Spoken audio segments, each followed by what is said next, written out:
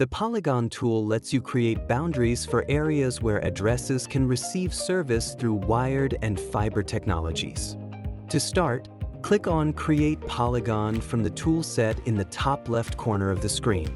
Then, select a technology from the drop-down menu, name your polygon, and set the upload and download speeds. Click Save, and a marker tool that says Click to start drawing shape will appear. Locate your starting point and draw the boundaries by clicking along the map. You can add as many line segments as you need.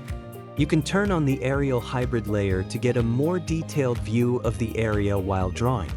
You can also turn on the fabric data to see the addresses in your polygon.